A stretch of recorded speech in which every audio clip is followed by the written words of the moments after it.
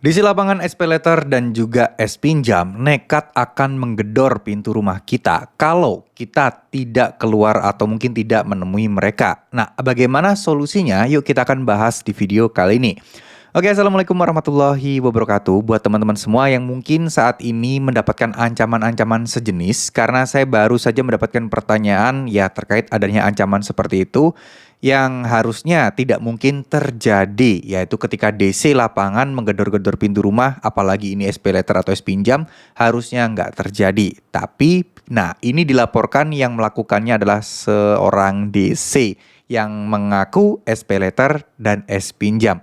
Benarkah demikian? Ya, kita tidak pernah tahu karena SPayLater dan S-Pinjam itu menggunakan pihak ketiga ya, teman-teman, untuk proses-proses penagihan-penagihannya.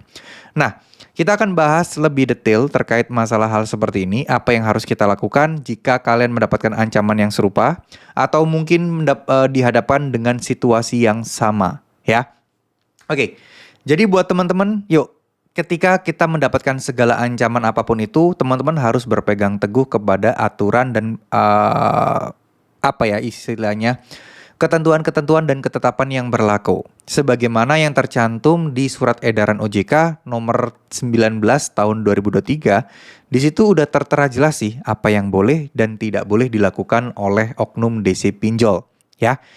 Sorry, bukan oknum ya, DC pinjol secara keseluruhan. Karena kalau kita bisa ngomongin oknum itu kan berarti ya orang-orang yang memang dengan sengaja melakukan pelanggaran-pelanggaran yang tentu saja akan merugikan kita semua. Nah, kembali lagi terkait masalah seperti ini, buat teman-teman, yuk mulai kita harus berpikir dengan kritis, berpikir dengan cerdas, bahwa hal-hal seperti itu tidak akan mungkin terjadi.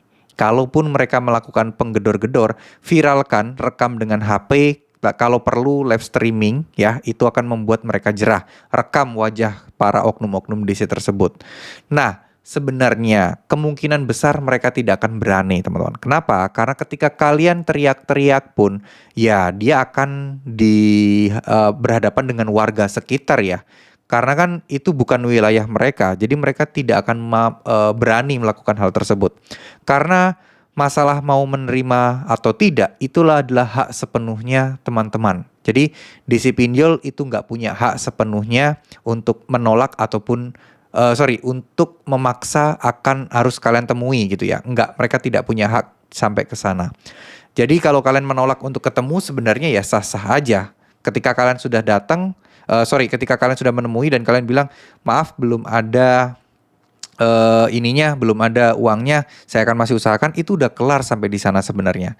Tidak ada tuh ancaman-ancaman, kalaupun ada pun kesepakatan juga harus didasari dengan benar-benar ya kalian ada uangnya enggak? Teman-teman masih bisa menyanggupi nggak? Jangan sampai teman-teman menjanjikan, oh tanggal sekian saya bisa bayar, tanggal sekian saya bisa bayar. Enggak.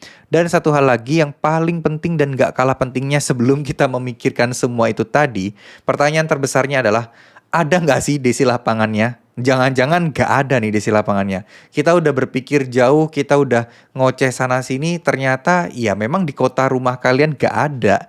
Itu cuma ditujukan untuk nakut-nakuti kalian, untuk menekan kalian agar kalian bisa segera bayar. Padahal ya di kota kalian tidak ada DC lapangan dari SPayLater dan juga S-Pinjam.